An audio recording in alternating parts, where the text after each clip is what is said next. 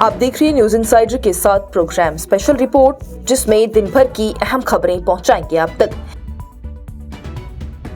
किश्तवाड़ में मस्जिद और मदरसे पर पथराव की खबरों की नेशनल कॉन्फ्रेंस के सरबराह फारूक अब्दुल्ला ने की सख्ती से मजम्मत, साथ ही नए साल के लिए पुरुमीदी का किया इजहार। नेशनल कॉन्फ्रेंस के सरबराह फारूक अब्दुल्ला की जानिब से पीर के रोज ही किश्तवाड़ में पथराव की खबरों की सख्त मजम्मत की गई है, जहां पर इत्तला के मुताबिक मस्जिद और मदरसे को निशाना बनाया गया। इस मौके पर उन्होंने मरकजी हुकूमत से अपील की कि वो तमाम रियासतों को हिदायत जारी करे ताकि मजहबी इदारों के खिलाफ तशद्दुद को रोका जा सके। वाक़े पर अपना रद्द-ए-अमल देते हुए फारूक अब्दुल्ला की जानिब से कहा गया है कि ऐसे अनासिर हर दौर में मौजूद रहते हैं और रहते रहेंगे भी। उन्होंने ये भी कहा कि बुराई अपना काम करती रहती है, लेकिन हिंदुस्तान एक सेक्युलर मुल्क है जहां पर दस्तूर हर मजहब को अपने इदारे चलाने की पूरी आजादी देता है। उन्होंने कहा कि रियासतों को रहनुमाई देना और ऐसे वाकयात को रोकना मरकज की जिम्मेदारी बनती है। वाज़ेह रहे तो ऐसी वीडियो सोशल मीडिया पर वायरल हो रही है जिसमें ये दावा किया जा रहा है कि किश्तवाड़ में मदरसे और मसाजिद पर पथराव किया गया, जबकि कुछ वक्त बाद ही पुलिस की जानिब से एक शख्स को गिरफ्तार किया गया जिसने की दो गुटों की आपसी लड़ाई को मजहबी रंग देकर सोशल मीडिया पर अपलोड कर दिया, जबकि पत्थरबाजी दोनों तरफ से हो रही थी और यह वाकया किसी भी तरह से मदरसे या फिर मस्जिद पर पथराव का नहीं बल्कि आपसी लड़ाई का था। वहीं हिंदुस्तान और बांग्लादेश के ताल्लुकात पर बात करते हुए फारूक अब्दुल्ला की जानिब से कहा गया कि बांग्लादेश में आने वाले इंतखाबात के बाद दोनों मुल्कों के दरमियान ताउन और दोस्ती को फरोग मिलना चाहिए। उन्होंने कहा कि बांग्लादेश में जल्द इंतखाबात होंगे, नई हुकूमत बनेगी और उन्हें उम्मीद है कि नई दिल्ली और नई हुकूमत मिलकर ताउन के साथ ही नए रास्ते खोलेंगे। कश्मीर के हवाले से बात करते हुए फारूक अब्दुल्ला ने मजीद उम्मीद जाहिर की है कि नए साल अमन और सुकून लेकर आएगा, लोगों की मुश्किलात कम होगी और वादी में सयाहत को फरोग मिलेगा ताकि आम लोगों की जिंदगी बेहतर हो सके। ऐसे लोग तो हैं, ये कोई नई बात तो है नहीं। ऐसे लोग हैं, वो रहेंगे। शैतान है, शैतान अपना काम करता रहेगा, इसे कोई घबराना नहीं। इसको देखना चाहिए। हमने मरकज से हर वक्त ये कहा है कि हिंदुस्तान जो है वो एक सेक्युलर कंट्री है, इसमें हर मजहब को कॉन्स्टिट्यूशन इजाज़त देता है अपने मजहब को आगे बढ़ाना, इसकी तरफ चलना। अब ये मरकज़ की हुकूमत को है कि वो स्टेट्स को कहे जहाँ ये हो रहा है उसको बंद किया जाए। अल्लाह करे कि नया साल बेहतर हो, साल से बेहतर हो, हमारे मुश्किलें कम हो और टूरिज्म अच्छा रहे, अमन रहे, भाईचारा रहे। अस्सलाम वालेकुम। डॉक्टर साहब, अज़रुल्लाह मेहदी ने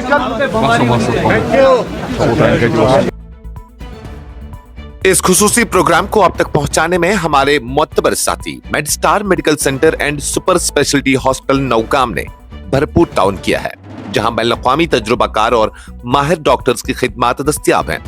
जदीद तशखीसी मशीनें, बेहतरीन इलाज और इत्मीनान बख्श सहूलियात के साथ गोल्डन कार्ड की सहूलत भी मैसर है। Medstar medical centre and super speciality hospital Nowgam, Srinagar. NC सदर फारूक अब्दुल्ला का हलचल पैदा करने वाला बयान पीडीपी सरबराह महबूबा मुफ्ती और उनकी बेटी इल्तिजा मुफ्ती के लिए था, न कि हाउस अरेस्ट के दफा के लिए। एमएलए तनवीर सादिक की जानिब से आज वजाहत दी गई। नेशनल कॉन्फ्रेंस के चीफ स्पोक्सपर्सन और जजीबल से एमएलए तनवीर सादिक की जानिब से पीर के रोज वाज़ेह किया गया कि पार्टी सरबराह फारूक अब्दुल्ला का हालिया बयान, जिनमें की अफरा तफरी और बदअमनी पैदा करने की कोशिश का जिक्र था, उसका इशारा पीपल्स डेमोक्रेटिक पार्टी की सरबराह महबूबा मुफ्ती और उनकी बेटी की तरफ था। इस मामले पर बात करते हुए तनवीर सादिक ने कहा है कि ये बयान पीपल्स डेमोक्रेटिक पार्टी के रहनुमाओं के दावों के जवाब में दिया गया था। उन्होंने कहा कि महबूबा मुफ्ती की बेटी ये कह रही थी कि वो घर में नजरबंद है, जबकि इत्तला के मुताबिक उनकी वालिदा महबूबा मुफ्ती खुली तौर पर आना जाना कर रही है। इसी तनासुर में फारूक अब्दुल्ला का यह बयान सामने आया था। तनवीर सादिक की जानिब से कहा गया है कि मरकज से मुतल्लिक कई अहम मसाइल अभी तक हल नहीं किए गए हैं, जिन पर की तवज्जो देना जरूरी है। उन्होंने कानून और अमन की सूरत हाल पर सवाल उठाते हुए कहा है कि यह निजाम पूरी तरह से मुंतखब हुकूमत के इख्तियार में नहीं है, जो कि तशवीश की बात है। उन्होंने जोर दिया कि तलबा और आम शहरियों को पुरअमन एहतजाज की इजाजत मिलनी चाहिए, क्योंकि ये जमहूरी हक है। तनवीर सादिक ने एहतजाज के लिए भी चुनी हुई इजाजत पर भी एतराज जताया है और कहा कि अगर वज़ीर आला के घर के बाहर एहतजाज की इजाजत दी जा सकती है तो फिर दूसरी जगहों पर एहतजाज क्यों रोका जा रहा है। उनके मुताबिक ऐसे कदम जमहूरी रिवायात को कमजोर करते हैं। आखिर में तनवीर सादिक ने अपील की है कि ऐसा माहौल पैदा किया जाए जहां पर हुकूमत बेवजह टकराव के बगैर ही अपना काम कर सके और अवाम के मसाइल भी हल किए जा सकें। कश्मीर में रहनुमाओं को हाउस अरेस्ट करने पर JKPCC सदर तारिक हमीद कर्रा की तनकीद, बोले अवाम की आवाज दबाना है गैर जमहूरी। जम्मू कश्मीर प्रदेश कांग्रेस कमेटी के सरबराह तारिक हमीद कर्रा की जानिब से प्रेस कॉन्फ्रेंस में कहा गया कि जम्मू और कश्मीर के MPs और MLAs को अब हाउस अरेस्ट या फिर लीडर्स की निगरानी में रखा जा रहा है। उन्होंने याद दिलाया है कि पहले भी आजादी के रहनुमाओं को हाउस अरेस्ट में रखा गया था। कर्रा ने सवाल उठाया है कि क्या आवाज बुलंद करने के लिए लोगों को हाउस अरेस्ट में रखना जरूरी है। उन्होंने कहा कि लोगों की आवाज दबाना या उनकी राय को रोकना ये गैर जमहूरी है। उन्होंने ये भी कहा कि आज जो भी मेंबरान को या जो भी लीडरान को उनको अलग अलग तकरीरों से दबाया जा रहा है। एक MLA को तो पब्लिक सेफ्टी एक्ट के तहत ही रखा गया है, वहीं दूसरों को निगरानी में रखा जा रहा है। कईयों को तो हाउस अरेस्ट में डाल दिया जाता है जो बोलना चाहते हैं और बाकी MLAs भी हाउस अरेस्ट में रख दिए जाते हैं। कर्रा ने इसे एक नई और अजीब तरीके करार दिया है और कहा है कि पहले मेन स्ट्रीम रहनुमा डायरेक्टली सेपरेटिस्ट का सामना करते थे, लेकिन आज दिल्ली से श्रीनगर और दिल्ली से जम्मू तक जो सिस्टम है वो हुर्रियत रहनुमाओं के साथ जो होता था उसी तरीके से मेन स्ट्रीम रहनुमाओं के साथ भी अप्लाई किया जा रहा है, जो कि सही रास्ता नहीं है। कर्रा की जानिब से सियासत को सोच और आइडियाज की जंग करार देते हुए कहा गया कि इस तरीके से आम लोगों की जहनी सोच पर असर पड़ सकता है। ना कि सेपरेटिस्ट की बात सुनी गई, ना मेन स्ट्रीम की बात सुनी गई। दिल्ली से दूरी का जो ख्याल है वो गहरा और हो सकता है। स्टेटहुड के हवाले से कर्रा की जानिब से याद दिलाया गया कि इंतखाबात के दौरान भी उन्होंने इस बात पर बात की थी और हुकूमत बनने के बाद भी इंडियन नेशनल कांग्रेस इस मामले को पूरा आगे बढ़ा रही है। उन्होंने कहा कि जम्मू और कश्मीर में कांग्रेस ने दशकों से प्रोटेस्ट किया, जंतर मंतर जैसे प्रोटेस्ट और 500 मुख्तलिफ जगहों पर आवाम के साथ मिलकर वहां पर मूवमेंट चलाई। राहुल गांधी भी उनसे मिले और पहली दफा इंडिजीनियस मूवमेंट को अप्रिशिएट किया गया, जो कि सिर्फ जम्मू और कश्मीर तक महदूद रहा। कर्रा की जानिब से कश्मीरी अवाम के लिए भी सॉलिडारिटी दिखाई गई और हिमाचल प्रदेश और उत्तराखंड में हो रहे वाकयात की तनकीद की गई। उन्होंने खुद वज़ीर आला हिमाचल प्रदेश से बात की और अवाम के बेहतर समाज के लिए नए नैरेटिव बनाने की अपील की। कर्रा की जानिब से BJP, RSS और बजरंग दल जैसे इंतहा पसंद तंजीमों को तनकीद किया गया और कहा गया कि ये लोग इंतखाबात के वक्त ही कश्मीरियों के खिलाफ नजरिया बनाते हैं, उनको एंटी नेशनल या फिर मिलिटेंट करार देते हैं अगर वो BJP के एक्शंस को सपोर्ट ना करें तो। उनने आम लोगों, बिजनेसमैन, एम्प्लॉइज और मजदूरों की हिमायत की और उनको सेवियर करार दिया। कर्रा की जानिब से प्रेस कॉन्फ्रेंस के आखिर में सिविल सोसाइटी और जम्मू और कश्मीर के लोगों की हिमायत को सल्यूट किया गया और उनको कहा गया कि वो अवाम के हक में खड़े हैं।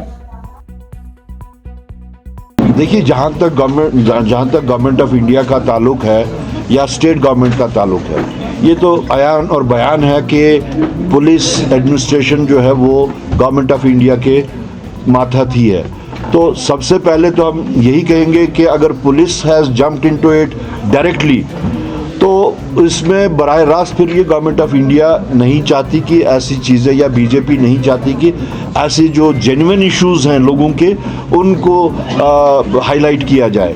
बाकी जहाँ तक रिजर्वेशन का ताल्लुक है, every party has its own agenda about reservation और own thinking about reservation. Indian National Congress का जो सोच है वो बार बार आपने सुना होगा कि राहुल गांधी जी का जो उसके बारे में कहना है कि जितनी आबादी उतनी हिस्सेदारी, तो that is the only way out for the entire country कि आपकी जितनी आबादी, दैट एड्रेसेस एवरीथिंग, कि आप जो हम डिफरेंट टोन्स में, टनर्स में बोल रहे हैं, जो हम डिफरेंट फॉर्म्स में बात कर रहे हैं, उसका अगर वाहिद इलाज है वो राहुल गांधी जी का जो फार्मूला है कि आपकी जितनी आबादी है, जिस इलाके में जितनी आबादी है, आपको उसका हक मिलना चाहिए। That is what everyone is saying here. जय श्री राम का नारा लगाने के लिए बाजार में 10 साल के बच्चे पर दबाव, वाज़े इनकार की वीडियो सोशल मीडिया पर तेजी से वायरल वीडियो हो रही बहस का मरकज। सोशल मीडिया पर एक वीडियो तेजी से वायरल हो रही है जिसमें तकरीबन 8 से 10 साल का एक बच्चा जो कि टोपी पहने हुए है वो नजर आ रहा है। वो बाजार में कुछ अफराद के सामने जय श्री राम का नारा लगाने से वाज़े तौर पर इनकार करता दिखाई देता है। करीबन 50 सेकंड की इस वीडियो में देखा जा सकता है कि बच्चा घबराहट महसूस करता है उन अफराद के मुंह पर, उनसे मुंह फेर कर चला जाता है, जबकि कुछ लोग जिनमें से कुछ जाफरान रंग के लिबास में भी थे उसे मुसलसल नारे लगाने को कहते रहते हैं। हालांकि उसे वो छूते नहीं है। ये वीडियो पहले इंस्टाग्राम पर तेजी से वायरल हुई और देखते ही देखते मुख्तलिफ सोशल मीडिया प्लेटफॉर्म प्लेटफॉर्म्स पर फैल गई। वीडियो के वायरल होने के बाद इस पर मुख्तलिफ किस्म के रद्द-ए-अमल सामने आए। कुछ लोगों ने बच्चे की हिमायत और हौसले की तारीफ की, जबकि दूसरी तरफ के कई अफराद ने इस वाक़े को इस्लामोफोबिया से जोड़कर दिखा दिया। ये वीडियो ऐसे वक्त में सामने आई है जबकि उत्तर प्रदेश में पहले ही माहौल तनाव का शिकार है। हालिया तौर पर बरेली के एक कैफे में पैदा होने वाले वाक़े में बजरंग दल के कुछ अफराद ने एक बर्थडे पार्टी के दौरान मुस्लिम जवानों पर तशद्दुद किया था। इल्जाम लगाया था कि ये तशद्दुद बेबुनियाद लव जिहाद के दावों पर किया गया। इस वाक़े के बाद पुलिस ने 27 हमलावरों के खिलाफ FIR दर्ज की है। हालांकि जो वीडियो बच्चे से मुतल्लिक वायरल हो रही है उसके बारे में अभी तक ये तस्दीक नहीं हो सकी है कि ये वाक़या कहां और कब का है जो कि पेश आया है।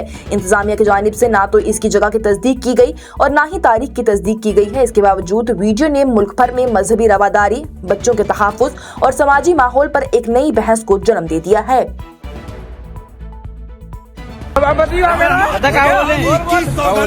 जिस दिन ये बताना जय श्री राम बोल, बाबर की बोलना जय श्री राम, छोड़ के बोल आज माता की जय श्री राम। अब बता क्या कह रहे हो, क्या बोलूं?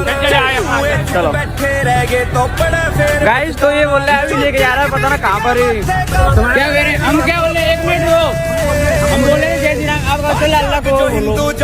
हम बोल रहे हैं जय श्री राम, हम इसलिए बोल रहे, ये बोल रहा था वीडियो क्या बना, आपको क्या मतलब जो भाई बोलते हैं ना कि हिंदू हमारे यहाँ का बढ़िया है। देख लो ये साला सिकंदरा को मुल्ला है, इतने कुछ होने के बाद फिर भी इतनी अकड़ दिखा रहा है, तो जाग जाओ।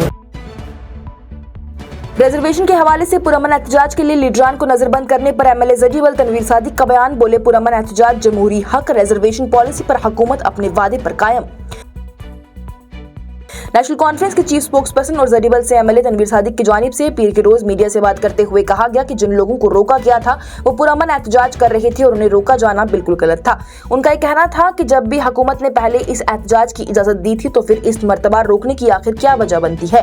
तनवीर सादिक ने वाज़ेह किया कि जमहूरियत में पुरअमन एहतजाज हर शहरी का बुनियादी हक होता है और हर शख्स को यह हक मिलना चाहिए। जो कुछ कल हुआ वो ठीक नहीं था, उनकी जानिब से बयान में कहा गया। वहीं रिजर्वेशन पॉलिसी के हवाले से तनवीर सादिक की जानिब से कहा गया कि हुकूमत ने वही कदम उठाए हैं जो कि पार्टी के इंतखाबी मैनिफेस्टो में वादे किए गए थे। उन्होंने बताया कि एक कमेटी ने लगभग 6 महीने तक काम किया, फिर अपनी रिपोर्ट तैयार की। इसके बाद वजारती मजलिस ने कानूनी राय ली और फिर ये रिपोर्ट राजभवन भेज दी गई। उनका ये भी कहना है कि अगर इस पॉलिसी में कोई भी तब्दीली होती है तो तलबा को पहले ही इतला दी जाती है। इसमें कोई तब्दीली नहीं की गई है और हुकूमत वही वादा पूरा कर रही है जो कि तलबा से किया गया था। नौकरियों की भर्ती के बारे में तनवीर सादिक ने कहा कि इस हवाले से ऐलान जारी है, लेकिन हुकूमत चाहती है कि पहले रिजर्वेशन से मुतल्लिक फैसले मंजूर हो जाएं, उसके बाद ही भर्ती का अमल आगे बढ़ाया जाए।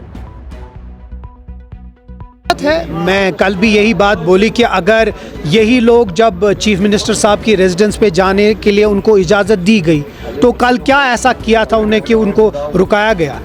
एक जमहूरियत में एक पीसफुल प्रोटेस्ट हमारा एक जमहूरी हक है और वो हर एक हक हर एक इंसान को वो हक का देना चाहिए करना। मुझे लगता है जो कल हुआ वो गलत था, अनडेमोक्रेटिक था और अनजस्टिफाइड था। मुझे नहीं लगता कि उन लोगों ने कहीं भी कोई वायलेंट प्रोटेस्ट की बात की।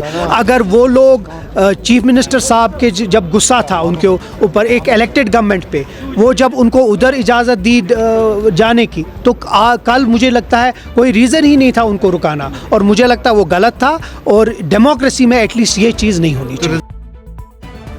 और उन्नाव रेप केस में सुप्रीम कोर्ट ने कुलदीप सेंगर की रिहाई पर रोक लगा दी, हाई कोर्ट का हुक्म मुअल्लक। सुप्रीम कोर्ट ने पीर के रोज ही दिल्ली हाई कोर्ट के उस हुक्म पर रोक लगा दी है जिसमें कि बीजेपी से निकाले गए रहनुमा कुलदीप सिंह सेंगर को साल 2017 के उन्नाव रेप केस के मुकदमे में मिली उम्र कैद की सजा को मुअल्लक किया गया था। सुप्रीम कोर्ट की वक्ती बेंच जिसमें कि चीफ जस्टिस सूर्यकांत के साथ साथ जस्टिस JK महेश्वरी और जस्टिस अगस्टिन जॉर्ज मसी शामिल हैं, उन्होंने इस मामले में CBI की दरख्वास्त पर सेंगर को नोटिस जारी करते हुए उससे जवाब तलब किया है। CBI की जानिब से पेश हुए सॉलिसिटर जनरल तुषार मेहता ने अदालत से दरख्वास्त की है कि हाई कोर्ट के हुक्म पर फौरन रोक लगाई जाए। इस पर सुप्रीम कोर्ट ने कहा कि यह मामला अहम कानूनी सवालात का मुतकाजी है और इस पर गहरी गौर व फिक्र की जरूरत भी है। अदालत ने वाज़ेह किया कि 23 दिसंबर के हाई कोर्ट के हुक्म के बावजूद सेंगर को रिहाई नहीं मिलेगी और वो फिलहाल हिरासत में ही रहेगा। सुप्रीम कोर्ट ने इस केस की समाअत 4 हफ्तों बाद रख दी है। वहीं दिल्ली हाई कोर्ट ने सेंगर की सजा इस बुनियाद पर मुअल्लक की थी कि वो अब तक 7 साल और 5 महीने जेल में गुजार चुका है। हाई कोर्ट ने यह भी कहा था कि जब तक सेंगर की अपील, जिसमें कि उसने अपनी सजा और साबितशुदा जुर्म को चैलेंज किया है, फैसला कुन तौर पर नहीं होती, तब तक उसकी सजा मुअल्लक रहेगी। ये अपील दिसंबर 2019 के ट्रायल कोर्ट के फैसले के खिलाफ दाखिल की गई थी। हालांकि सुप्रीम कोर्ट के फैसले के बावजूद कुलदीप सिंह सेंगर जेल से बाहर नहीं आएगा, क्योंकि वो इस असमत दरी के मुकदमे के अलावा ही मुतासिरा के वालिद की हिरासती मौत के केस में भी 10 साल की सजा काट रहा है और इस मामले में उसे जमानत नहीं मिली है। यह भी काबिले जिक्र है कि उन्नाव रेप केस और उससे मुतल्लिक तमाम दूसरे मुकदमात सुप्रीम कोर्ट की हिदायत पर 1 अगस्त 2019 को उत्तर प्रदेश से दिल्ली मुंतकिल कर दिए गए थे। आज की स्पेशल रिपोर्ट में इतना ही। दीजिए इजाजत। लेटेस्ट अपडेट्स के लिए देखते रहिए न्यूज़ इनसाइडर 24/7।